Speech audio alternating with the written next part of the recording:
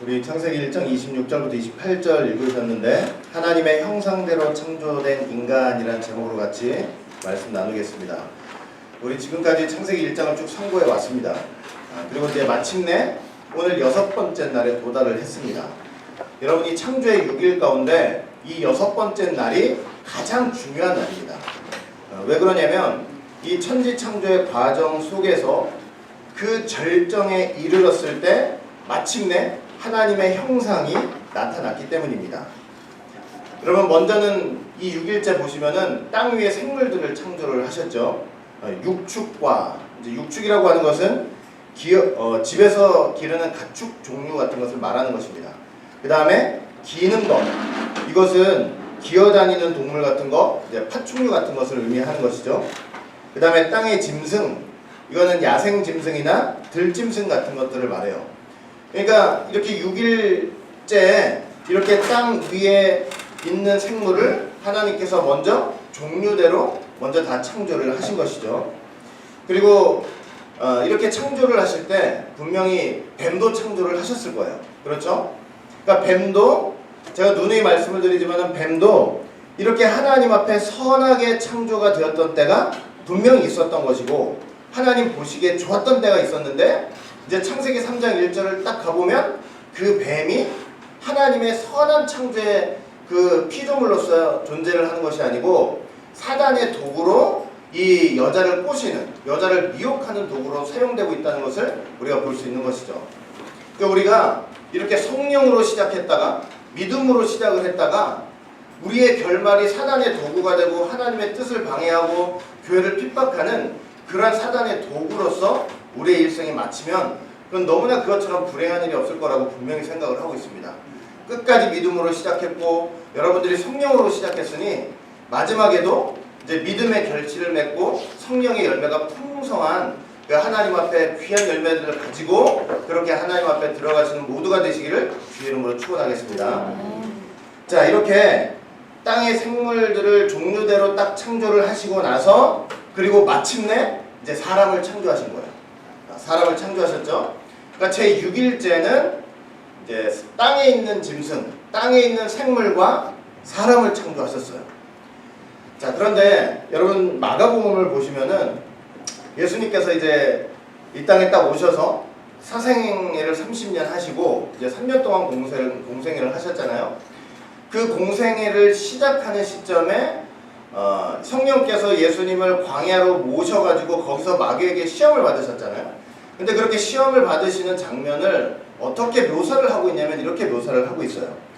마가복음 1장 12절부터 13절 보시니까 성령이 곧 예수를 광야로 몰아내신지라 광야에 40일을 계셔서 사단에게 시험을 받으시며 들짐승과 함께 계시니 천사들이 수종들더라.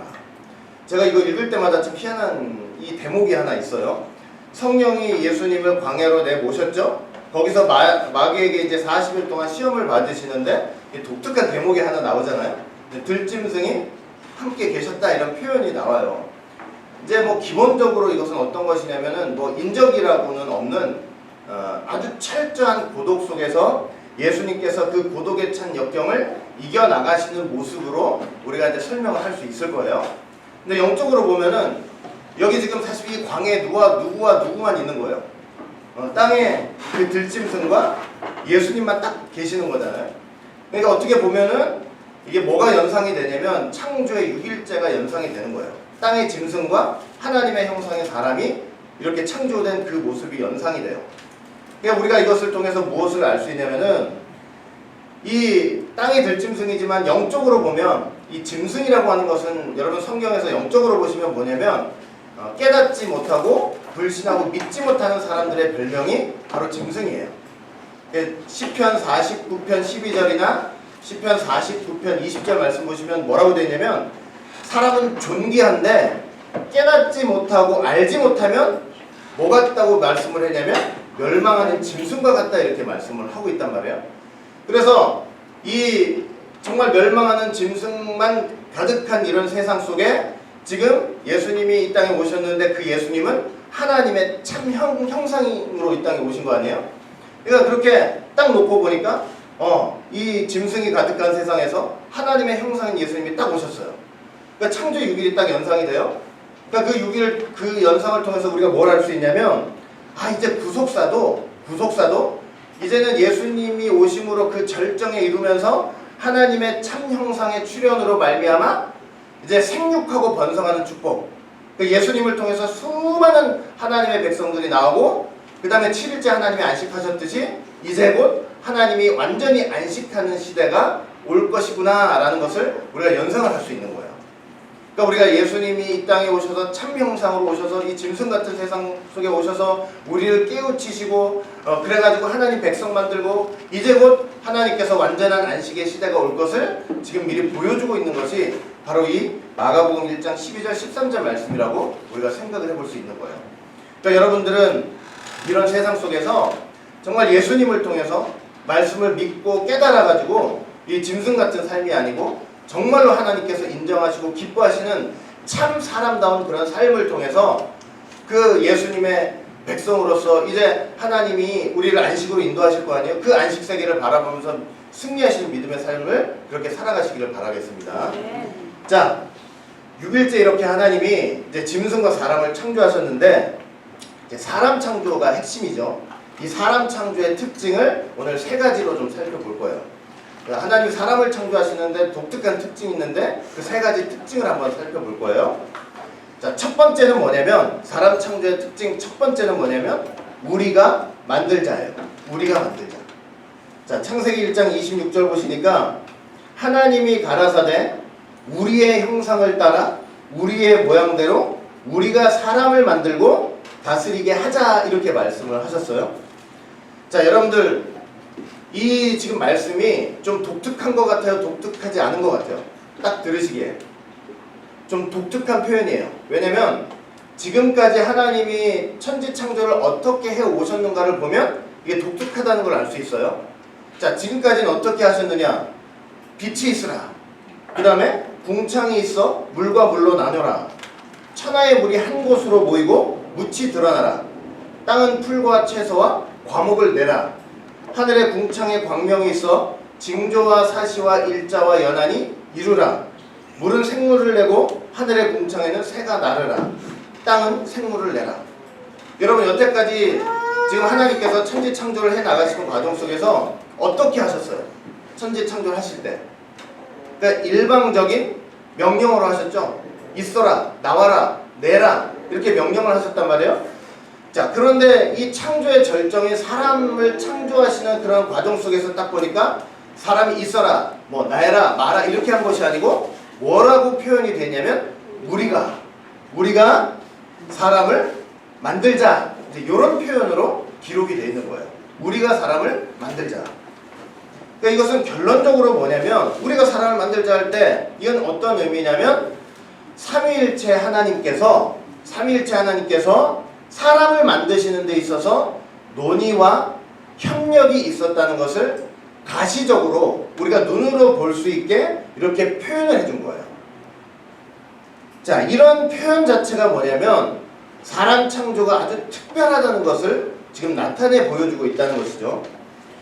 자, 여기 보니까 우리라는 표현 여러분들은 다 어떻게 생각하고 계세요? 여기 우리가 사람을 만들자 할 때 우리는 뭘 가리키는 거예요? 삼위일체 하나님을 가리킨다고 우리는 그렇게 알고 있잖아요. 그런데 어떤 사람들은 우리를 이렇게 삼위일체 하나님이라고 생각하지 않아요.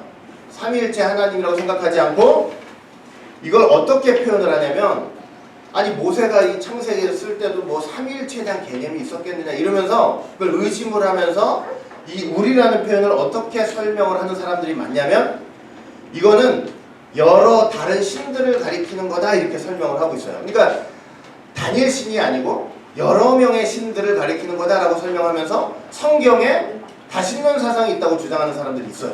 이걸 가지고 그 다음에 우리라고 했으니 이 우리는 하나님께서 이미 창조하셨던 피조물들이 있잖아요. 뭐 해와 달과 별과 땅과 그 다음에 바다와 그 각종 생물과 그러니까 그 피조물들을 어울러서 말씀을 하시는 거다. 그 피조물들을 향해서 우리는 이렇게 표현을 했다는 거예요. 그래놓고 사람을 만들자. 피조물을 향해서. 그 다음에 마지막에는 또 어떤 견해가 있냐면 이게 삼위일체 하나님과의 논의가 아니고 하나님께서 천사들을 다 모아놓고 회의를 하시는데 그 천사들을 향해서 우리가 이렇게 표현을 했다는 거예요. 그러니까 요즘은 이런 식으로 설명을 하고 이것을 넘어가려고 하는 사람들이 상당히 많이 있어요. 이런 여러 가지 의견들을 제시를 하지만 우리는 의심할 것도 없이 우리가 사람을 만들자 할 때 우리는 바로 삼위일체 하나님의 협력과 논의를 통해서 이렇게 사람을 만들었다는 것을 우리는 믿는다는 것을 여러분들 꼭 기억을 하시길 바라겠습니다.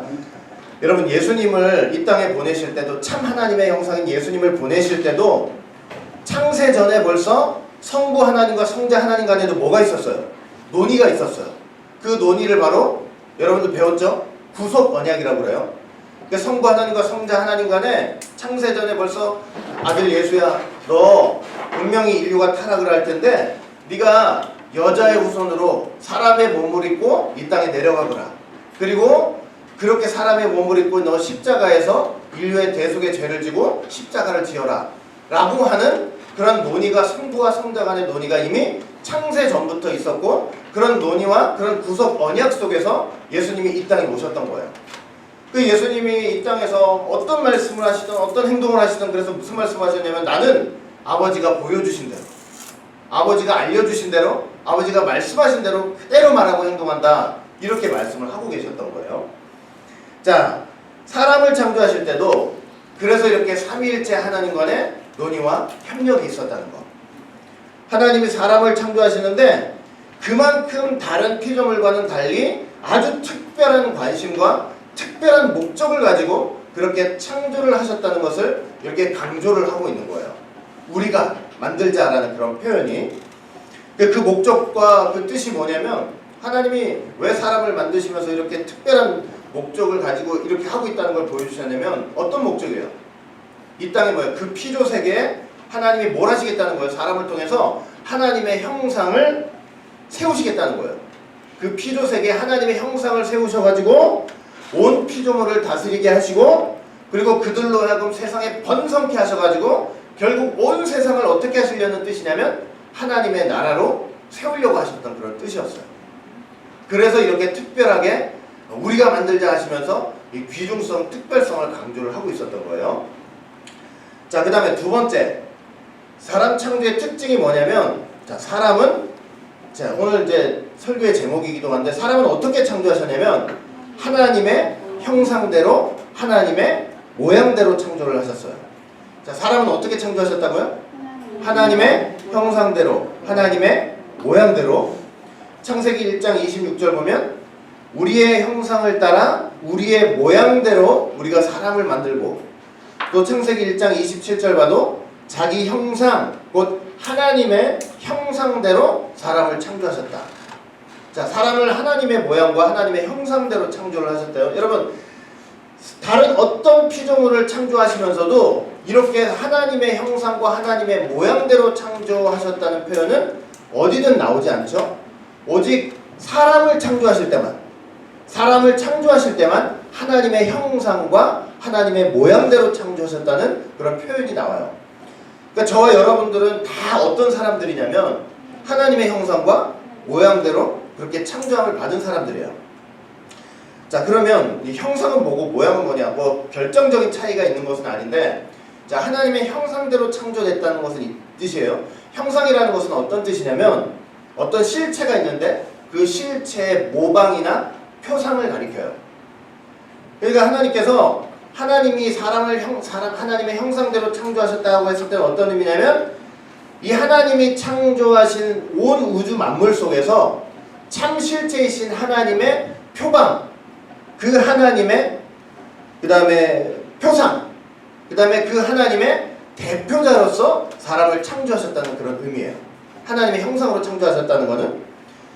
그래서 그 하나님의 모방인, 하나님의 표상인, 하나님의 이 대표자인 사람은 어떤 권리를 갖고 있냐면 온 우주 만물을 다스릴 수 있는 권리를 갖고 있는 거예요. 자, 시편 8편 5절부터 6절 바른 성경을 보시면 다음과 같이 말씀하고 있어요. 주께서 그를 하나님보다 조금 못하게 하시고 영광과 존귀로 관을 씌우셨습니다. 주께서 그로 주님의 손으로 지으신 것을 다스리게 하시고 만물을 그의 발 아래 주셨으니 라는 표현을 하고 있어요. 하나님께서 당신보다 조금 못하게 사람을 창조하셔가지고 영광을 가득 주시고 온 우주 만물을 다스리도록 창조를 하셨다는 거예요. 그게 바로 뭐냐면 사람을 하나님의 형상대로 창조하셨다는 그런 의미가 되는 거예요. 자, 그리고 이 모양대로 창조하셨다는 건 뭐냐? 하나님의 모양. 모양이라는 것은 닮음을 가리켜요. 닮음. 그러니까 하나님이 사람을 창조하시는데 어떻게 창조하셨냐면 하나님과 닮게 창조하신 거예요. 하나님과 닮게 창조하신 거예요. 여러분, 우리가 뭐 보통 생육법에서도 보면은 부모가 자식을 낳으면은 자식이 이쁜 이유가 뭐예요? 왜 내 자식이 왜 그렇게 이쁠까요? 다른 거 하나도 없어요. 나하고 닮았잖아요. 어느 구석이든 나랑 닮았잖아요. 닮아 있으니까 그렇게 기쁘고 그 애를 볼 때마다 그렇게 좋은 거예요. 기분이 좋은 거예요. 자, 우리 환희도 보세요. 우리 환희도 얼마나 저랑 많이 닮아 있어요. 점점 가면서 더 닮죠. 우리 다희는 엄마랑 완전히 닮은 것 같아요. 제가 보니까 너무 닮아 있으니까 그 이쁘고 너무나 귀엽고 사랑스러운 거예요. 그러니까 이렇게 닮게 자식들이 나오는 것도 하나님의 창조 원리인 것 같아요. 왜? 하나님의 사람을 창조하실 때 어떻게 하셨기 때문에 그래요?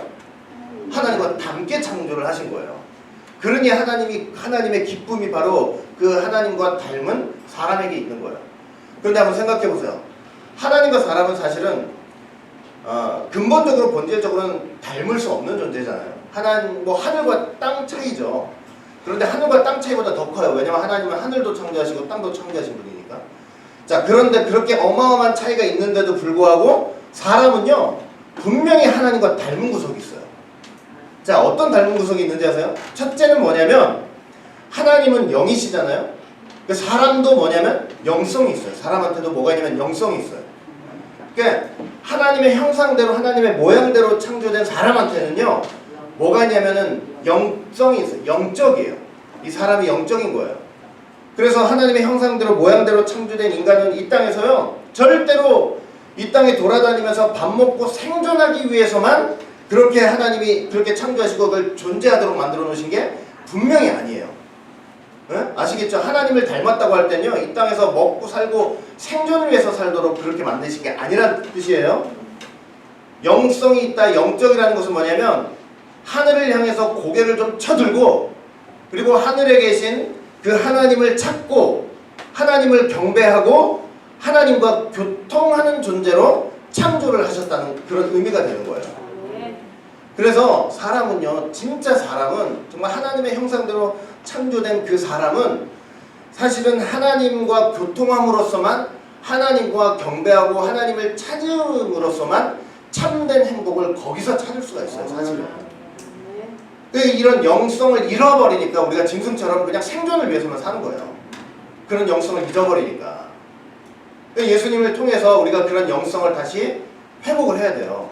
하늘을 자꾸 쳐다보고 하나님을 구하고 하나님께 경배하고 하나님과 교통하는 삶, 그리고 그 속에서 참 행복이 있는 그런 삶을 우리가 사실은 좀 살도록 노력을 해야 되는 거예요. 그렇죠? 자, 그 다음에 하나님의 모양대로 닮은 구석이 있는데 뭐냐면 어떤 게 또 닮았냐면 하나님은 전지하시죠. 전지가 무슨 뜻이에요? 전지. 모든 것을 다 하시는 거죠. 하나님은 다 하시는 분이에요. 그런데 하나님의 형상대로 창조된 인간도 뭐냐면 인간에게도 뭐가 있냐면 지식이 있어요. 참된 지식이 있어요. 근데 이 지식은요 사람한테 지식이 있다는 것은 여러분 단순하게 받아들이시면 안 돼요. 이 땅에서 내가 뭐 장기와 어떤 궁리를 해가지고 뭘 어떻게 하면 잘 먹고 잘 살 수 있지? 그런 먹고 살기 위한 지식이 아니고 하나님의 모양대로 창조된 하나님과 닮은 사람의 지식이라는 것은 하나님을 아는 지식을 가리켜요. 하나님을 아는 지식을 가지고 태어난 거예요. 사람은. 하나님이 어떤 분이시고 그 하나님을 어떻게 섬겨야 되는지를 하나님의 형상과 모양대로 창조된 사람은 벌써 그걸 알고 태어나는 거예요. 사실은. 이해가 되세요? 여러분 우리는 이스라엘 백성들이 시내산에서 10계명을 딱 받았잖아요. 그 10계명을 받는 순간에 우리도 이제 그 10계명을 받은 이후로 이제 그 10계명을 우리도 이제 글로 받잖아요. 그렇게 10계명을 받은 이후로 우리를 향한 하나님의 뜻이 무엇인지를 그때서야 알게 됐어요. 그래요, 안 그래요? 10계명을 통해서 우리는 십계명을 사람들에게 하나님이 친히 말씀을 해주시고 주셨기 때문에 우리는 택한 백성을 위한 하나님의 뜻이 뭐냐는 것을 알게 됐어요. 근데 그 뜻이 뭔가 봤더니 나 외에 다른 신을 섬기면 안 돼. 우상을 만들면 안 되고 섬기면 안 돼. 내 이름을 함부로 망령되이 부르면 안 돼. 안식일을 지켜야 돼. 부모를 공경해야 돼. 살인하지 말라, 가늠하지 말라, 도적질하지 말라, 거짓 증거하지 말라, 탐내지 말라. 이러면서 우리를 향한 하나님의 뜻을 우리가 십계명 주셨기 때문에 우리가 알게 되는 거예요. 그런데 아담은요, 하나님의 형상과 모양대로 창조되었던 그 아담은 있잖아요. 아담은 본성적으로 그 마음에 이 십계명이 이미 새겨져 있는 사람이었어요. 이게 무슨 말인지 아시겠어요? 아담은요, 그렇게 우리처럼 글로 써가지고 주지 않아도 아담은 하나님을 사랑하고 있고 하나님을 향한 거룩한 의지가 있었기 때문에 이 10가지들을 이미 잘 알고 있고 하나님을 어떤 분인가를 잘 알고 있고 어떻게 섬겨야 되는 것까지도 그 마음에 그 율법이 다 새겨져 있던 사람이었어요. 이해가 되세요? 그러니까 그런 지식이 있었던 사람이란 말이에요. 그래서 이 첫사람 아담은요, 이런 지식이 있었기 때문에 사실은 어떤 사명을 갖고 있었냐면 선지자적인 사명을 갖고 있었어요. 선지자적 사명이라는 것은 뭐냐면 자기가 하나님의 형상과 모양대로 창조되었기 때문에 알고 있는 그 지식 있잖아요. 하나님 어떤 분이고 어떻게 섬겨야 되는지 그 지식을 여자와 그 다음에 많은 피조물들에게 또 후손들에게 알려주고 가르쳐야 될 선지자적 사명을 갖고 있었던 것이 바로 첫사람 아담이었던 거예요. 자, 그 다음에 또 뭐가 닮아 있냐면, 자, 하나님은 어떤 분이시냐면 거룩하신 분이죠. 그런데 하나님의 형상대로 모양대로 창조된 사람에게도 뭐가 있냐면 거룩함이 있었어요. 거룩함이 있었어요. 자, 여러분, 거룩함이 뭘까요? 거룩한 게 뭐죠? 거룩한 거. 여러분, 거룩함을요, 되게 간단하게 제가 정리를 한번 해드릴 수 있어요. 거룩함은 뭐냐면 이거예요. 하나님이 사랑하는 것을 사랑하고 하나님이 싫어하는 것을 싫어하는 거. 그게 뭐냐면 정서적인 거룩함이에요. 자, 거룩함이 뭐라고요? 여러분, 우리가 거룩하게 살아야 된다고 막 누누이 말하잖아요. 성도는 거룩해야 된다. 성도 자체가 거룩한 분이 아니에요. 근데 거룩함의 정말 참 뜻이 뭐예요? 아주 쉽고 알기 쉽고 우리가 분명하게 알 수 있는 그 뜻이 뭐냐면 하나님이 사랑하는 것을 사랑하고 하나님이 싫어하는 것을 싫어하는 거. 이것처럼 간단한 거룩함의 정의가 어디 있겠어요? 그게 바로 거룩함의 정서적인 거룩함. 그러니까 이런 거룩함이 있으니까 아담은요, 온 마음과 뜻과 정성을 다해서 하나님이 사랑하시는 걸 하고 하나님이 기뻐하시는 일을 행하는 그런 거룩함이 있었던 거예요. 이런 거룩함이 있었기 때문에 아담에게는 또 뭐가 있었냐면 어떤 직분이 어떤 사명이 있었냐면 제사장적 사명이 있어요. 구약의 제사장들 다 거룩하게 분리된 사람들이었잖아요. 그래서 온 피조물을 대표해서 그 피조물들을 이 거룩한 아담이 하나님 앞으로 인도하는 그런 사명을 갖고 있었던 거예요. 이게 본래적인 아담의 모습이었어요. 그러니까 여러분들이 정말로 이 땅에서 거룩하게 사는 방법이 뭐겠어요? 제가 지금 말씀드렸지만 거룩하게 사는 방법이 뭐예요? 하나님이 기뻐하시는 일을 하는 거예요. 하나님이 싫어한다. 그리고 하나님이 못마땅해 한다. 그럼 그건 안 하면 되는 거예요. 그게 거룩의 삶의 방법이에요. 그럼 하나님은 뭘 좋아하고 뭘 싫어하시죠? 그걸 어떻게 알아요? 말씀을 통해서, 성경을 통해서 하나님이 다 보여주고 계시잖아요. 그게 가장 잘 나타내는 게 뭐예요? 하나님이 뭘 좋아하시고 뭘 싫어하시는지를 가장 잘 보여주는 게 뭐예요?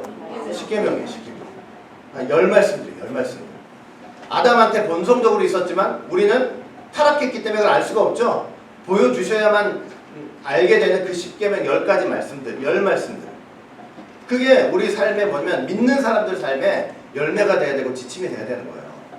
아시겠죠? 그러니까 여러분들 이렇게 하나님이 기뻐하시는 거, 이렇게 교회 나오는 거 하나님이 기뻐하신다고 할 때 여러분들이 어디 가서 어떻게 거룩한 삶을 살까 고민할 필요 없어요. 하나님이 기뻐하시는 자리, 기뻐하시는 시간을 지키면요, 그건 하나님께서 거룩하다고 인정을 해주시는 거예요. 그 다음에 이 닮았는데 어떻게 닮았냐? 하나님은 의로우시죠. 하나님은 의로우신데 첫사람 아담 있죠. 하나님의 형상과 모양대로 창조했던 첫사람 아담한테도 뭐가 있냐면 의로움이 있었어요. 근데 그 의로움은 뭐냐면 이런 의로움이에요. 하나님의 뜻대로 행하려고 하는 의지적인 의로움이에요. 하나님의 뜻대로 행하려고 하는 의지적인 의로움.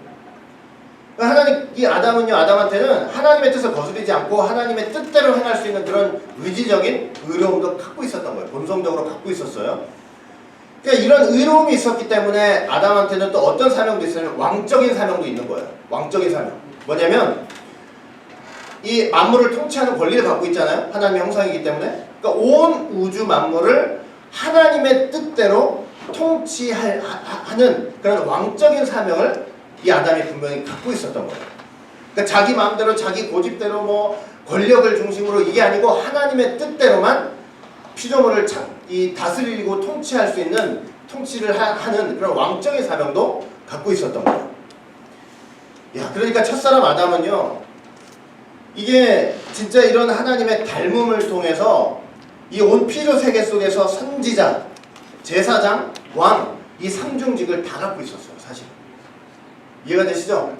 그런데 이걸 좀 이런 거룩한 이게 지식, 하나님을 진리를 아는 지식과 이 거룩한 이 정서적인 거룩함과 의지적인 의로움을 가지고 하나님 끝까지 말씀 지켰으면 얼마나 좋아요. 그런데 타락할 가능성이 있었잖아요. 그래서 타락을 해버렸어요. 그러는 바람에 뭐냐면 이 하나님의 형상도 그냥 모양도 다 훼손되고 그냥 크게 망가져버리고 이 삼중직도, 아담이 갖고 있던 삼중직도 어떻게 돼버렸어요? 아담 타락 이후에는 한 사람이 그렇게 삼중직을 다 가질 수가 없어요. 왕은 왕대로, 선지자는 선지자대로, 제사장은 제사장대로 따로 그렇게 하고 있다가 이걸 또 한꺼번에 갖고 오신 분이 누구예요? 예수님. 둘째 아담이신 예수님이에요. 하나님의 완전한 형상이신 예수님이 그걸 또 갖고 그 삼중직을 가지고 모든 구속사 일을 다 하신 거예요. 십자가를 지시하는 모든 일들을. 아시겠죠? 그래서 이 하나님의 모양과 형상대로 지어졌다라고 했을 때는 바로 이런 영성, 하나님을 찾는 영성, 그리고 하나님을 아는 지식, 그리고 하나님이 기뻐하시는 일을 하려고 하는 정서적인 거룩함, 하나님의 뜻을 행하려고 하는 의지적인 의로움, 이런 것들을 갖고 있었기 때문에, 이런 것들을 하나님이 창조해 주셨기 때문에 사람에게는 그 사람이 하나님의 모양, 형상이라고 얘기를 할 수 있었던 거예요. 근데 아까 말씀드렸죠? 타락해가지고 어떻게 돼버렸어요? 이제 하나님의 형상이 엄청 훼손돼 버렸어요. 파괴돼 버렸어요. 그냥 만약에 이렇게 우리 이렇게 지금 불 켜놓고 예배 드리잖아요. 이제 만약에 밤이라면 불 켜놓고 화는데 불을 딱 꺼버리면 어떻게 돼요? 완전 캄캄하듯이 하나님의 형상과 모양이 이렇게 캄캄해져 버렸어요. 그렇기 때문에 이걸 어떻게 해야 되냐면 어디 안에서 회복을 해야 되냐면 그리스도 안에서, 예수님 안에서 이런 하나님의 형상을 회복해 나가는 과정이 필요한 거예요. 아시겠죠? 자, 그 다음에 세 번째, 마지막으로 사람 창조의 특징 세 번째는 뭐냐면 하나님이 사람을 창조하실 때 어떻게 창조하셨냐면 남자와 여자로 창조하셨어요. 남자만 창조하신 것도 아니고 여자만 창조하신 것도 아니고 남자와 여자로 창조를 하셨어요.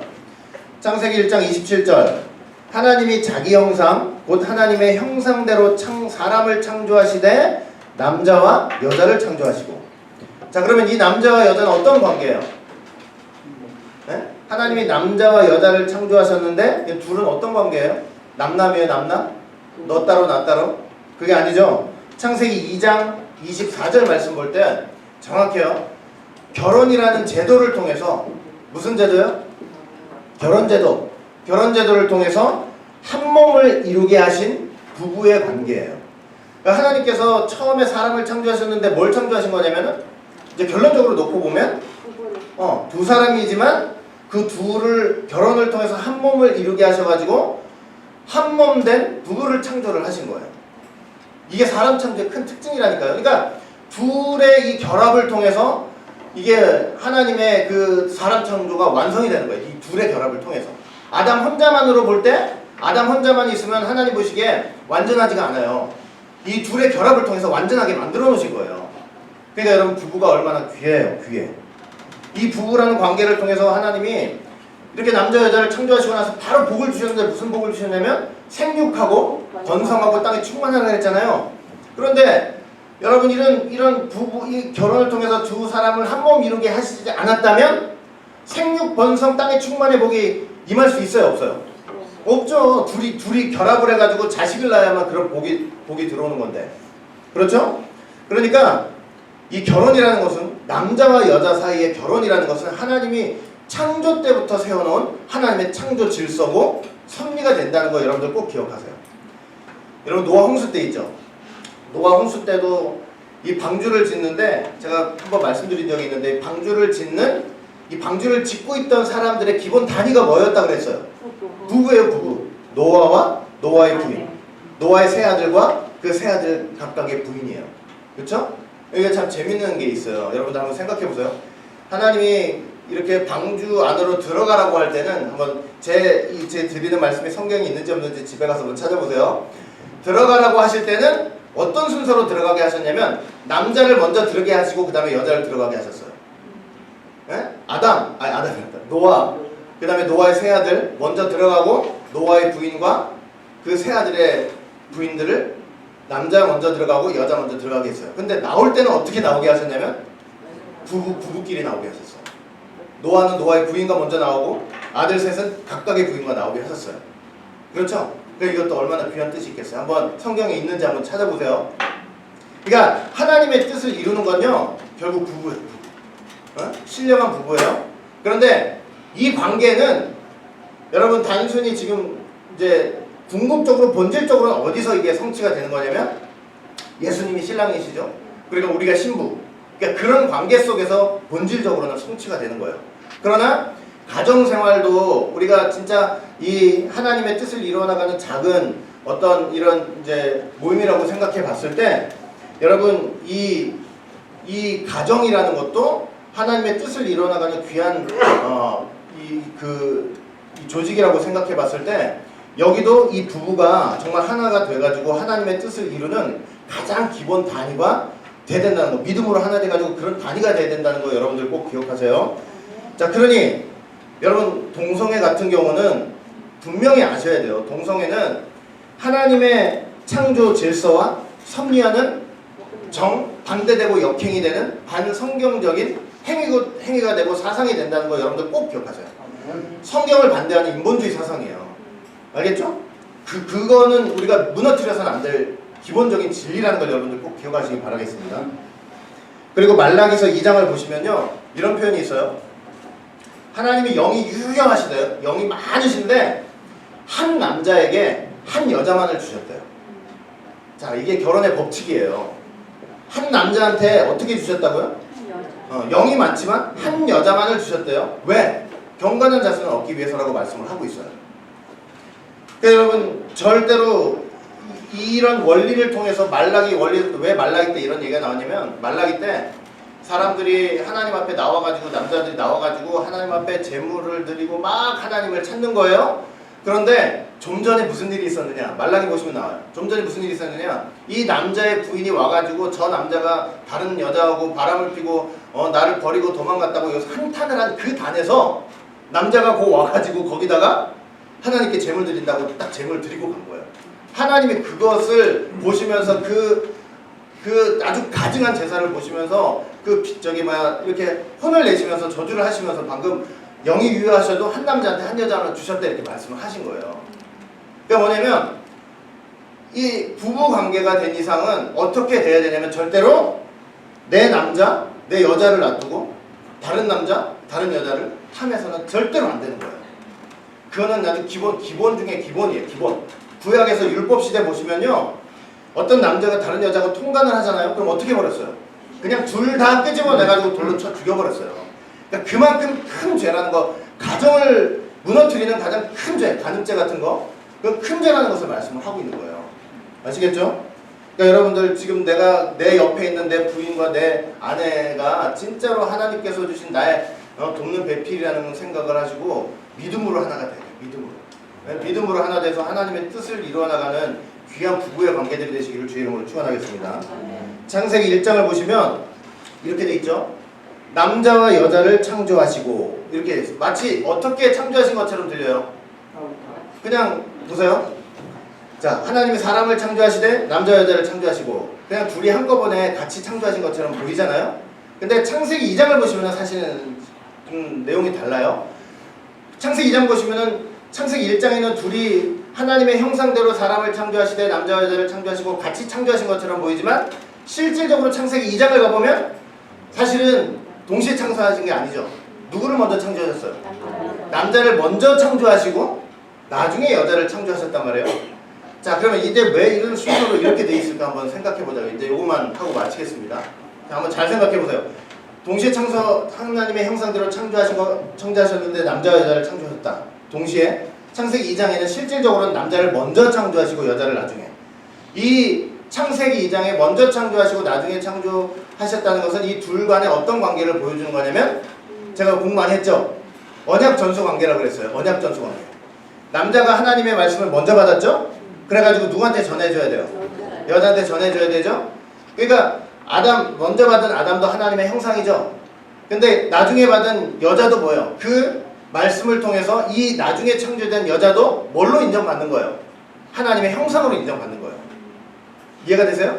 자, 이게 왜 중요하냐면 구속사적으로 보세요. 이게 여러분 창세기 1장 2절 이게 다 1장과 2장 이게 다 중요해요. 왜 중요하냐면 여러분 구속사적으로 보시면은 예수님은 어떤 분이에요? 아담과 같이 남자와 같이 말씀을 전하시는 분이잖아요.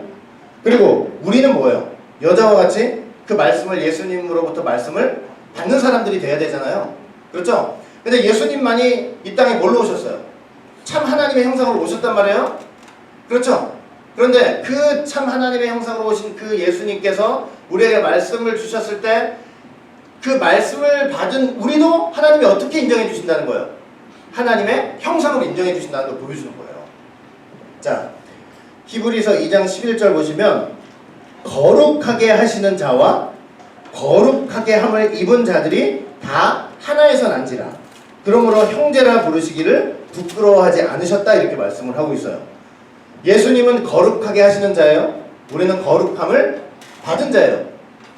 근데 다 결론적으로는 뭐래요? 나 하나에서 났대요. 하나에서 난 자라, 이렇게 하나님으로부터 난 자로 다 인정을 해주시는 거예요. 예수님은 참 하나님의 형상이시죠. 우리는 짐승과 같은 그런 존재밖에 안 되는데 그분의 가르침을 받아가지고 믿은 우리도 역시 뭘로 인정해 주시는 거예요? 하나님으로부터 난 자로 인정을 해주시는 거예요. 그래서 예수님이 우리를 형제라고 부르시는 걸 부끄러워하지 않으신대요. 그러니까 뭐냐면 이런 전수관계를 통해서 마치 여러분들은 예수님만인 형상이고 우리는 아무것도 아니었는데 말씀 받았는데 하나님이 나중에는 딱 뭐라고 얘기하시냐면 창세기 1장처럼 얘기하시는 거예요.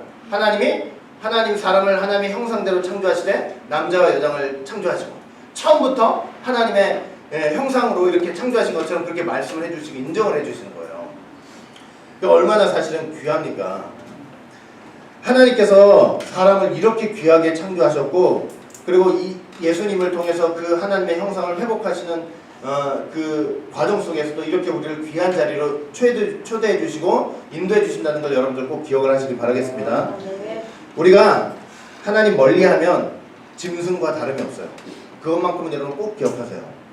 그리스도 안에서 하나님의 형상을 회복해가지고 존귀하게 창조하셨던 그 본래 모습을 날마다 조금씩 회복하는 삶을 살았으면 좋겠어요.